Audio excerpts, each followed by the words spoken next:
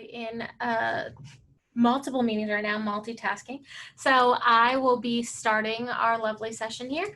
Again, like I said, this is our supporting students section. So we will have a few offices across campus, mine included, talking about how we offer support for students, whether it be virtually or physically with our spaces. So like I said, I will be kind of the conductor of the presentation. So if you hear next slide, that is me, and I will be hitting the next button. So my name is Lauren Auerkirk, and I am an assistant director in the Center for Women and Gender Equity on campus. So I'll go ahead and get started on our section. So like I said, the Center for Women and Gender Equity on campus. Here is our mission and our values. I know that you all are more than capable of reading all of those lovely words there, but I think the most important for us is those 5 values that we have. There are 5 bullets, but I always feel like there are more like 6 because activism/advocacy are 2 separate bullets or 2 separate terms that should qualify themselves as individual values, but we do have them on one section for this. So awareness, activism/advocacy, collaboration, leadership, and community. And those are the things that we really hope to showcase throughout all of the things that we do, whether it be events or programs on campus or something that we're doing virtually or just some education on our social media, things like that. So hopefully you can see that even when we are sending out our assessments and our surveys of programs, we ask to say, which of these did you see within the program, so that we can find out if maybe we missed it or we didn't do as well on one of those sections. So that is something that we are always trying to push and hope for that the community sees through our work. All right, so the next thing I'm going to talk about is our signature and special programs. This is probably the slide I feel most comfortable with because that is specifically my job. I work with the programs that we do within the center in our events. So Take Back the Night is a program that we do as a speak out against gender-based violence on college campuses. Specifically, we're talking about UTC.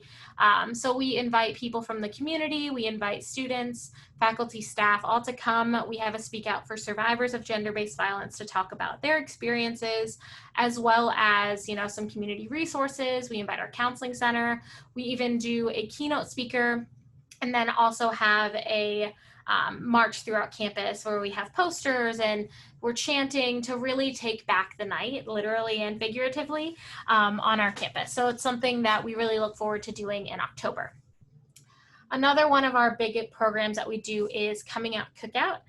Coming Out Cookout is a celebration for National Coming Out Day, and we usually have some education and some food and some, you know, conversations around what does the coming out process look like and how it's not just a one and done type situation, that it's a every day people are coming out. So we really like to celebrate the LGBTQ community through our work as well.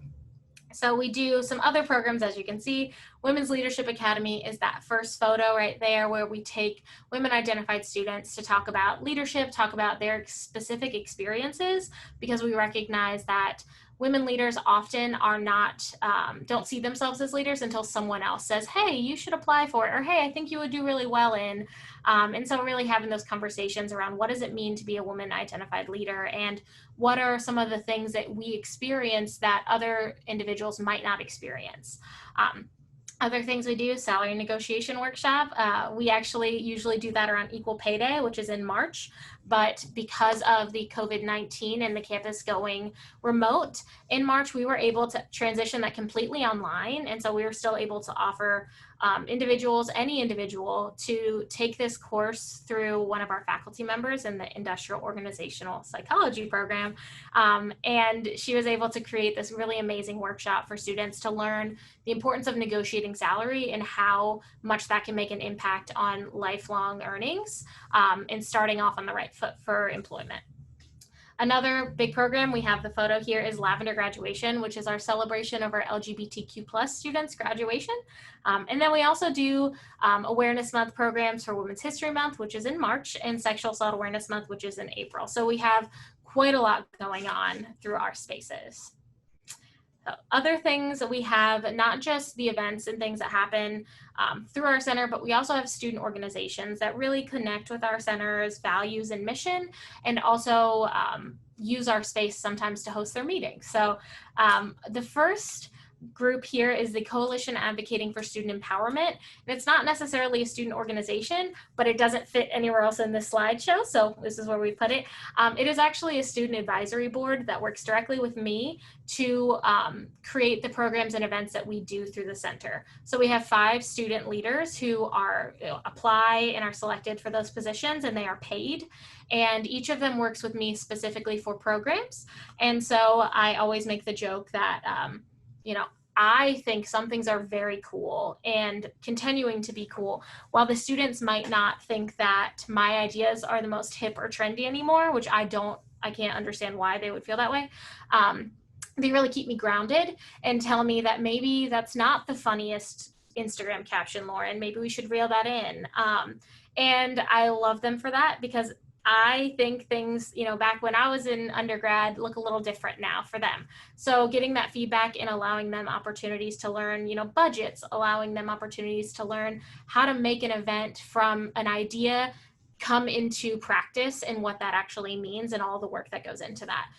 Our other 2 on this slide are very traditional student organizations. We have Spectrum, which is the UTC's Queer Collective, which is in that picture there, and Women's Action Collective, which is our feminist grassroots organization. Both of those meet in the center, and both of them are very active in the space. I always say, if you want to find somebody in one of these organizations, just come into the center. More likely than not, someone is sitting there, and they can be the pseudo representative for that time. They may not want to have that job in that moment, but they will gladly connect you with somebody who will, speak more regularly about joining the organizations. All right, so our next section here, I'm actually going to pass to our assistant director, Emily Rosenquist, who has joined our call. She is our newest staff member, and she oversees survivor advocacy services. So like Lauren said, I'm the newest staff member with WAGE. I also apologize, they're mowing my lawn outside, so there's going to be a little bit of background noise. So I'm the newest staff member with WAGE, and I am the Assistant Director for Advocacy and Education.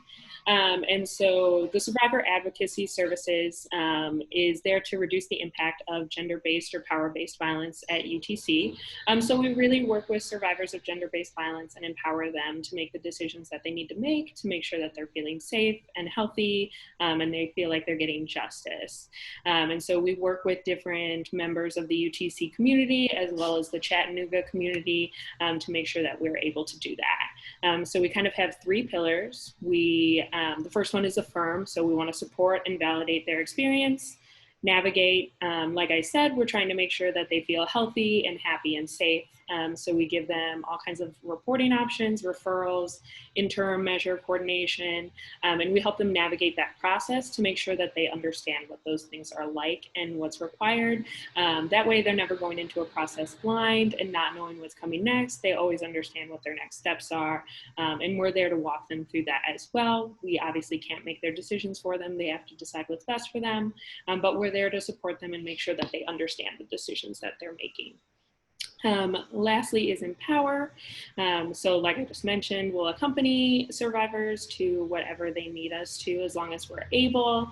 So we'll go with people to court. We can't be their legal representation. Obviously, I am not a lawyer. We can go with them through the interview processes for Title IX or whatever the case may be, and really be there to make sure that they're getting the support that they need, the emotional support, or if they need someone to further clarify what's going on. We also do safety planning. And so safety planning is another way that we empower. We make sure that individuals have a plan for what's going to come next, what they need to do. And so safety planning just kind of outlines if this, then I will do this. And so we help walk survivors through that and make sure they're understanding multiple angles, because sometimes, when you're focused and you're experiencing this, you're kind of narrowed in and you can't always see the bigger picture. And so we're kind of there to help make sure that all of that is apparent and they feel like they're making the best choices that they can. We have our website there. Feel free to visit it if you have any other questions about that. And then I think there's another slide for me. No, I can take it now. we have now our kind of last slide, and I'm going to put in the chat because I was prepared today. I typed everything out like every other office will, spoiler alert, but we did it first, so this is a first for us. How to get connected with us. You know, this is a photo of our space and currently also my virtual background because you can't see my dog asleep 3 feet away snoring. But this is what our space used to look like. We are actually moving into the new Lupton Hall. We will be in room 118. I'm gonna have to get used to saying that. But you can get connected with us. There's our director, Sarah Peters, myself, Lauren Albuquerque, assistant director, and then Emily as well. I did update the photo for this presentation too. So there is our community space. Again, we really value our community space. But we recommend if anyone's interested in getting involved or just staying in the loop on what's going on with us, if anything that we talked about sounds interesting to you, definitely either check out our website or follow us on Instagram. Twitter is something that we really just connect with our Instagram and hope to promote there too. But we are very active on Instagram and putting out polls and asking students what they're interested in, doing Instagram lives, things like that, so that we can stay engaged and again, keep me grounded and recognizing that maybe my ideas aren't always the most fun for what you all want to do. So you can give me that feedback directly on Instagram. So that's all we've got there. Thanks. Hi, my name is Joshua Mason. I am one of the access coordinators for the Disability Resource Center at UTC. I'm going to pop some contact information into the chat. For those who may be participating in this session, if with a impact to vision, I'm a white male, brown hair, currently wearing a headset, gray button-down shirt. My virtual background is one of the reading rooms in the UTC library. Great space, lots of natural light, beautiful place. I miss it. So I want to make sure you see that. Most of these slides are going to be text. For the ones that aren't, I'll make sure to describe what is seen on those slides. Next slide, please.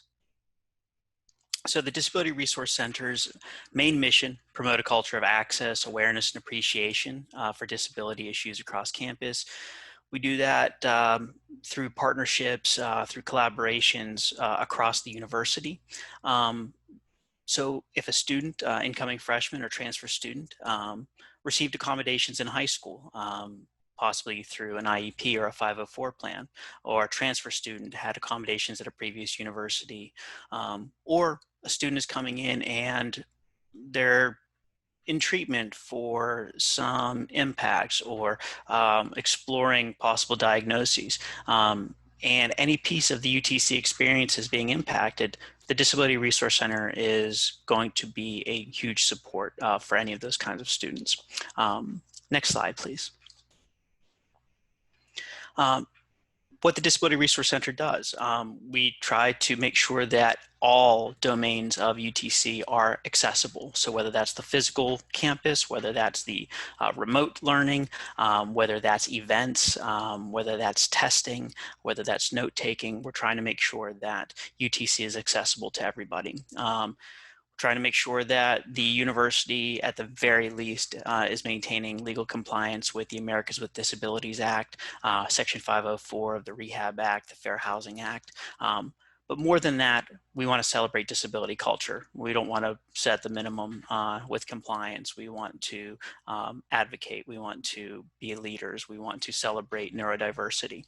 So we hold events to celebrate those things. We can be found right now, and it's going to change at some point, but right now we can be found, our main office is 108 University Center on the ground floor of the University Center, and we have a testing center in Frist Hall, and our testing center also has our technology suite for any students who have technology needs. We have a technology specialist whose office is there, and students can meet with him, Brian Kleesner, up in Frist Hall. Again, as far as contacts, we've got email, we've got phone. I posted the website as well as a way to connect with us. We also have an Instagram feed as well. If you click on that, you'll see this guy today. I think that each week our social media task force is making sure to expose all of our followers to each of our team members so they get to know us a little bit better. And today was my day, so I'll give you a little trivia later. Next slide, please. This is the only slide that does not have just text. This slide has a bar graph that gives kind of the frequency of disclosures for different diagnoses. It's a bar graph with the highest frequency on the left-hand side, lowest frequency on the right. Basically, it just shows that anxiety and depression are by far the most disclosed diagnoses by students, followed by physical impacts, ADHD, and then it runs the whole gamut: specific learning disabilities, different types of psychiatric diagnoses, all the way to pain disorders and vision impairments. But I think it's important to know that students from all parts of the UTC campus through UTC Life connect with the Disability Resource Center, whether they are with Housing and Residence Life, whether they have received scholarships, whether they are leaders on campus of different student organizations, whether they're in the Honors College. So it's important to know that connecting with the DRC is not in any way, shape, or form stigmatized. We celebrate, we keep things confidential, but we celebrate neurodiversity across our campus. Next slide, please. How to connect with the DRC. So if you're a student who thinks that the Disability Resource Center may be a means of support, there's an online form. There's a connection in the chat that I put in. If you do it the slower way, you could click on our website, go to connect with the DRC. It's a short online submission, gives us some information so that when you meet with me, most likely, maybe one of my colleagues, but usually me, that I can be ready for the meeting. It's also a place to upload any supporting documentation as well that you think will be helpful. As far as accommodations, there are differences between post-secondary accommodations and high school accommodations. So it's important to note that. And the process may be different between what UTC does and what a different university or college does. So we'll make sure we note that. Another thing is just making sure that students who are going to connect with us give some thoughtful preparation to the kind of meetings that we're going to have, to just be ready to answer some questions about impacts, to how, how do you identify with a diagnosis? Is it a piece of your identity? What are the impacts? Things like that. I mentioned supporting documentation. At some point we need that, but most importantly is the student's narrative, their experience. We want to hear from the student. Again, you'll schedule an access appointment. You get an automatic email with a scheduling link to my calendar so you can see how busy or not busy I am, and then you can pick a time and whatever fits your needs. Right now we're doing those access appointments remotely, but if that doesn't meet your needs, if you feel like in person may be a better idea for you, we can set that up as well. And then as far as accommodations, typical accommodations, there's no typical accommodation. There's no, if this diagnosis, then this set of accommodations. It's very individualized based on a student's impact. But just so you know, exam accommodations like extended time, classroom accommodations like priority seating, housing accommodations like emotional support animals. Sometimes there's programmatic accommodations that we get into with academic affairs, technology like audio recording, use of screen readers or magnification devices. So a lot of different options. Next slide, please. And that's it for me. Again, contact information is up there, but I will pass this off to Sequoia Holmes now. Thank you. Thank you so much. As he said, I'm Sequoia Holmes, Assistant Director in Veteran Student Services. Next slide, please. In Veteran Student Services, our goal is to provide support services and be a resource for active duty service members, veterans, reservists, guardsmen, family members, and community members.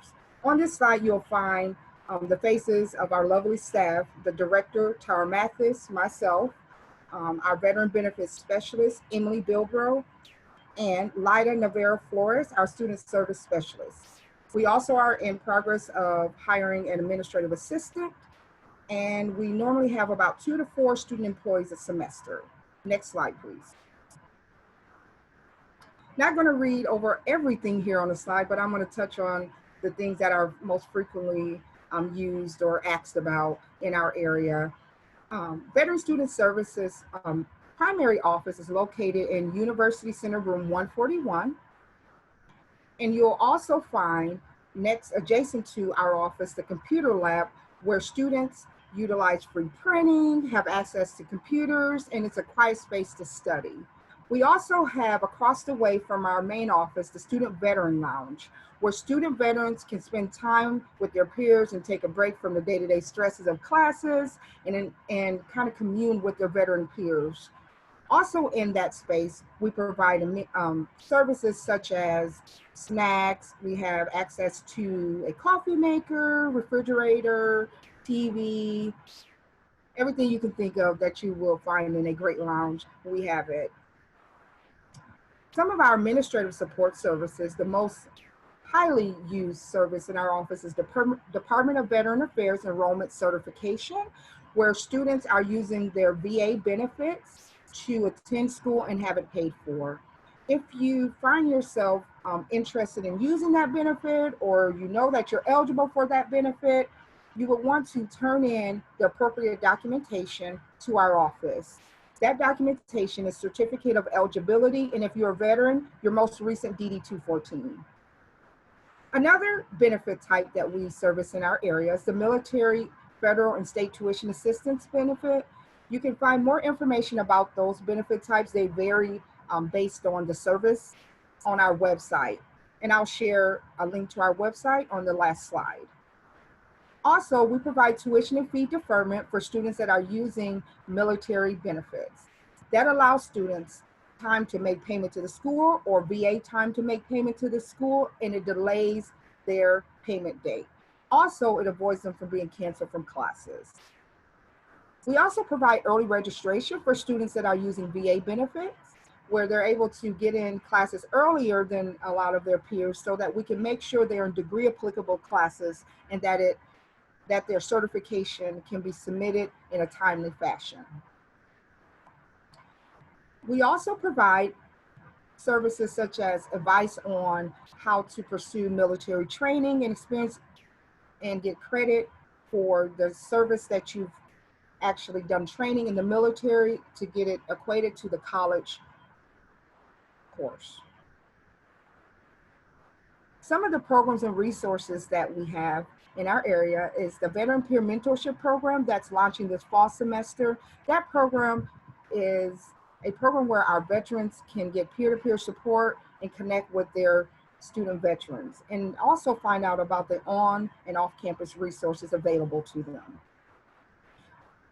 Starting this fall semester, we hope to launch our military veteran affiliated briefing and open house, where you'll find out more information about the program, resources, and services that we provide in our area. As mentioned before, we normally have 2 to 4 student employees in our area a semester, and they use the VA work study program. That program is paid for and funded by the VA, where students have the opportunity to earn while they learn. We also have Tech for Vets program, which allows students access to iClickers, smart pens, digital recorders, laptops, and TI-84 calculators. They're able to loan them out free of charge from our office. We also have the dining and bookstore discount stickers. You're able to get a sticker on the back of your ID card and use it at any dining service, and also use it at the bookstore to get 10% off your purchases. Some of our signature events is our Welcome Week event. Last semester, we had a pool party where we're able to invite all the whole campus and our military affiliated students to kind of connect and have fun. We also have the 9/11 Remembrance Memorial Service, the Chancellor Veterans Day Luncheon, and the Military Appreciation Week events to honor our service members and veterans that have served. Next slide, please. Again, we are located in 141 University Center. You can reach us by phone at 423-425-4663 and via email at vss@utc.edu. Also, please check out our website. It has a lot of information. I was unable to cover everything in this presentation, but you can find out more information by visiting our website at utc.edu/veterans. Our hours of operation is Monday through Friday, 8 to 5. During COVID-19, we're available by phone, email, and you can request an appointment to meet with us via Zoom. And we're doing some face-to-face appointments. And you can find a link to register for an appointment on our website. at utc.edu/veterans. Also, if you would like to submit any documentation to our office to use your VA benefits or any military form benefit, you would go to the website to find our port that you can submit information and documentation through. You can also email it to our staff email at vss@utc.edu. To get connected with some of our student groups, we have the Student Veteran Organization, the SVO at utc.edu is where you can connect with the president and express your interest in joining that organization. And we also have the UTC Salute Veterans National Honor Society, and you can reach myself, the director for that student group, at utcsalute@utc.edu.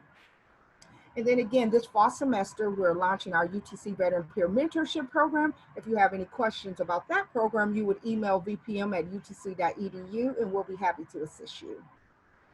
Next slide, please. All right, we look forward to connecting with you at UTC, and I hope you continue to enjoy this presentation. I'm going to pass it over to Christopher Stokes in the Office of Multicultural Affairs. Thank you, Sequoia, and welcome to the class of 24. We're glad to have you with us at UTC and look forward to seeing you this fall. As Sequoia said, I'm Christopher Stokes, and I'm with the Office of Multicultural Affairs. I currently serve as the Assistant Director. We have something very close in common with Veteran Student Services. We share the same director, Associate Dean of Students, Tara Mathis. We have a host of programs that just reach out to the entire campus. Our goal is to try to create an inclusive environment where students are affirmed in their identity, their cultural identity, as well as have the chance to explore the cultural identity of others. In our presentation today, we're going to share a space for you to hear more about our mission, learn more about those signature programs and activities that we do, and other things that we do for the campus and how we support students, faculty, and staff. And then we'll also allow you a chance to hear from the student leaders of the councils of the larger groups that we support. Shameless plug, we do have a first-year freshman mentor experience called the Guide Mentorship Program. So if you are interested in having some upper-class students along with myself and the other staff with the Office of Multicultural Affairs to support you and help you navigate through your first year, we're here to help. If you look in the chat box, you'll see an application there, as well as the information to connect with our office. You can connect with us on Instagram and Twitter. We have a website, and also our email is there, so you can reach out to us directly. Feel free if you have any questions to drop them in the chat. But now I'm gonna give you a little moment to look at our video, and if Lauren will get that started for us, I'd appreciate it. First, our mission is valuing integrity. Integrity is an integral part of the college experience. We're committed to enhancing the academic, social, and personal and professional development of all students through programming support and activities. We also offer a vibrant, students-focused center in the heart of campus. Our office works in partnership with faculty and staff to create an environment that promotes diversity, pluralism, and inclusion within the university community. We offer interactive on and off campus activities aimed at increasing cultural awareness. We provide the resources necessary for the growth and advancement of minority students through leadership opportunities. We affirm the inclusion of undergraduate populations in the institutional career. We have a multicultural center where we host space for student programming. We have a large study area, and we also have a lounge for students to just come out and hang out with. We have a mentorship program aimed at helping students get acclimated to the campus and learning the resources. We partner them with upper-class students who become leaders in our UTC community, and they serve as multicultural ambassadors as well as mentors for the students. We offer Welcome Week inclusive programming fall and winter, and several of our signature events are our Blueprint and Run the World luncheons geared at alumni, students, and leaders in the community with exploring and networking opportunities for students for career and opportunities after college. We have a host of student leadership organizations, namely the Black Student Alliance and all of its member organizations, the Hispanic Outreach and Leadership Association, the Brother to Brother Male Mentoring Program, the Littleton H. Mason Gospel Singers. We also host several culturally based fraternity and sorority organizations. 8 organizations of the National Panhellenic Council, Hey guys, my name is Rachel Verlano. I'm a senior from Chattanooga, Tennessee, and I'm majoring in business management. I'm also a guide mentor and a multicultural center ambassador. I'm excited to see you guys in the fall. I know we've been through a lot this past year, but no matter what, UTC is always here to support you, especially the multicultural center. It's just a great sense of community, and we can't wait to see you guys here. Welcome to UTC. My name is Tiana Emmons, and I'm from Murfreesboro, Tennessee. I'm an exercise science major and biology minor. I joined the GUIDE mentorship program to feel connected and involved on campus. Not only did I get that experience, I also got connected within the Chattanooga community. Welcome to UTC. Hello, my name is Alexis Serna. I'm from Antioch, Tennessee, and I'm studying mechanical engineering. I'm the president of HOLA, Hispanic Outreach Leadership Association. We're a group of students working to engage, equip, and encourage the Hispanic community. We look to unite and support the Hispanic culture on campus by doing events, networking, community service, and building friendships. Welcome to UTC. Hey guys, my name is Bashara Miller and I'm from Memphis, Tennessee, and I am currently a senior here at UTC majoring in social work, and I am your president for Black Student Alliance. Black Student Alliance advocates for our diversity and inclusion on campus while also providing a safe space and environment for minority students. And I can't wait to see you guys this upcoming school year. What's up, guys? My name is Devin Washington. I am from Memphis, Tennessee, and I'm a senior major in political science with a concentration in public policy, and I'm the president of D. Littleton H. Mason Singers, the greatest organization on the gospel choir on campus. We love to worship God through songs, and I want to meet you this coming fall. Welcome to UTC. Hey, UTC 24. My name is China Germany, and I'm a senior nursing major from Nashville, Tennessee. I am the current president of the National Panhellenic Council, or NPHC, which is the organization for the Divine Nine to come together and find ways to serve the community and support academic excellence. And with that, I just want to welcome you to UTC. Go Mocs! So thank you for tuning into our video and for listening to me during our session. I would like to again extend a warm welcome to you all, class of 24, and also invite you to join our GUIDE mentorship program. The application again is there. The link to it is in the chat box. But also we are involved heavily in bringing students back to campus. So during Welcome Week, we're going to host 2 large events, and then also during the first 6 to 8 weeks of classes, we're going to be providing a lot of opportunities for students from different backgrounds to come out and just mingle, get to know one another, and just explore all the different cultural offerings of UTC. So stay connected to us on Instagram and Twitter, and then also follow us, and you'll be getting emails from our area as well. So just stay tuned to all the things that we've got going on. And I would like to introduce our friend Letitia Hubbard from the Office of Student Outreach and Support. Awesome. Thanks, Chris. So again, hi and welcome. My name is Letitia Hubbard, or better known as Tish, and I serve as the coordinator and case manager for our Office of Student Outreach and Support, where we live within the Dean of Students office.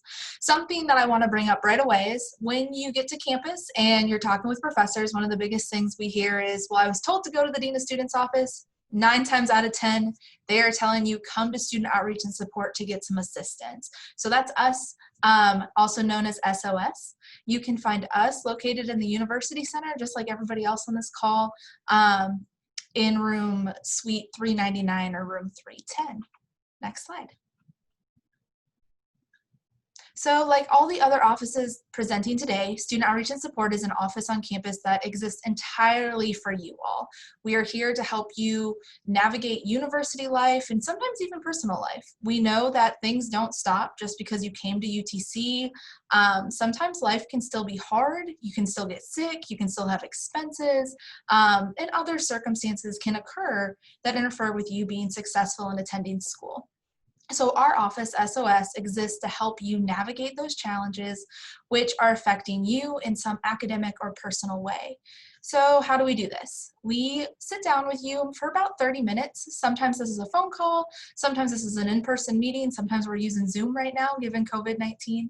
And what we do is we discuss what is wrong, how can we help you, what are your options, and discuss different ideas and solutions to maybe solve some concerns that you bring up. Sometimes that means we refer you to one of the other offices that are listed on this call today. Sometimes that means we're giving you off-campus office information. But really our job is to say, how can we help you and get you connected? This process overall is known as case management. Our real goal when we're working with you is to help you be resilient. We want to help you develop your self-advocacy and learn how to cope with the future challenges. Sometimes that means you meet with me or our other case managers once and you never have to come back into our office again. And sometimes that means that, hey, you got to meet with us more than one time, and that's okay. Every student we meet with is different, and we want to work with you where you are at. So some common things that we do in our office is providing referrals to the Disability Resource Center, the Counseling Center, other campus offices. We help you navigate community resource use. We walk you through different appeals processes, so the exception to the withdrawal or a financial aid appeal. And then we also provide academic notification, this is probably our biggest thing that we do out of our office. So academic notification is something that you may need for the fall. And this is when an event has happened that maybe you've missed class or you haven't been able to turn in an assignment and you just need some help communicating that with a professor to get some leniency. What we do is we work with you to maybe type an email, collect some documentation of the incident so we can verify that this happened, and help you communicate with your professor what you need. Something that we want to make note of is due to COVID-19 this fall, our office is really going to be very crucial in helping any student navigate if they're experiencing a health-related concern and how to get most out of their academics at UTC. The other thing we do in our office is training faculty and staff to know when they should refer a student to our office. So sometimes students come to us and they just walk in and they need help. And sometimes we're reaching out to students given that we have great faculty and staff who let us know, I have a student that I'm worried about, they might need some help. So what we do is we train them, we tell them, here are some things to look for, here's how to communicate with your students, and here's how to let us know that the student needs some help. Once we receive these concerns, typically we reach out to the student via email. I send a lot of text messages right now, or I give the student a call just to say, hey, we're here to help you if you want that help. Most of the time, coming to our office, that is your choice and your decision. We try really hard not to force you to come into our office. Something else I wanted to talk about is we're getting a lot of concerns and questions about the fall. I know everybody is kind of wondering, what are we doing and what's going on?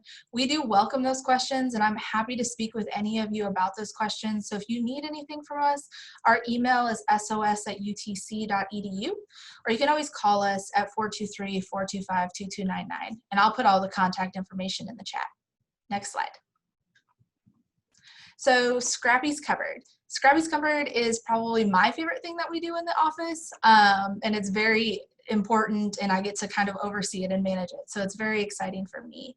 And what it is our food pantry on campus that is open to all of our students who are enrolled in at least one credit hour or have registered in between semesters. So summertime, you're going to take fall classes. It allows for students to come in, no questions asked, and receive 5 to 7 days worth of food and personal care items. After the first time of visiting the cupboard, if you need to utilize it maybe again or a third time, we do ask that you meet with a case manager like myself so we can better assess how do we support you. But typically we don't ask a lot of questions when you're using the cupboard. If you never have to use the cupboard during your time at UTC, that's okay. You know, it's here for you, but sometimes our students don't need to use it.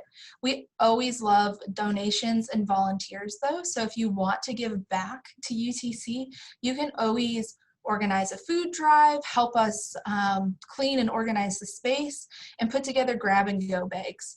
Something new this fall is we will be doing a lot more kind of grab and pre-made bags for our students given COVID-19. Next slide, please. And last but not least is something that is very still new to UTC. It's only been around for the last year. And this is the Tim and Denise Downey Student Emergency Fund. So this fund was created by the Downeys to help our students graduate from UTC with minimal debt. They knew that, hey, sometimes students had to take out a lot of student loans because an accident or a crisis occurred, or maybe they had to leave the university because they couldn't afford to pay. So they wanted to give back to their alumni institution and say, how can we help our students?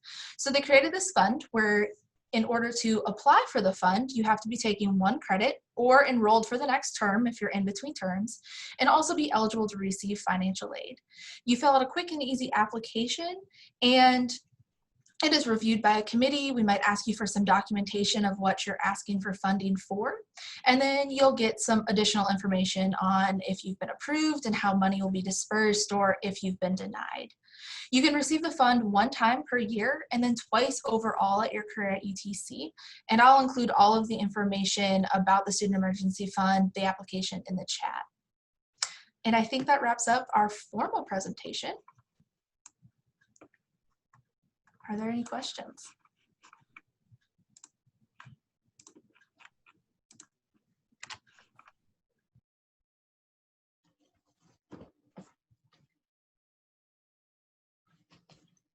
Hi, everybody. If there are no questions, my name is Dana. I was the one who was supposed to start the meeting, but I wasn't able to be here right at the very beginning. But this is your chance now. If you have a topic you want us to go over more, something you want to hear more about. If not, I can leave this chat open for a little bit longer so that you all have access to the contact information in the chat function. So any questions now? Go ahead and ask, type them in the chat, unmute yourself and ask, or if not, you're free to go. Thank you so much for joining us. We are so glad you joined us for orientation, and we can't wait to meet you in the fall.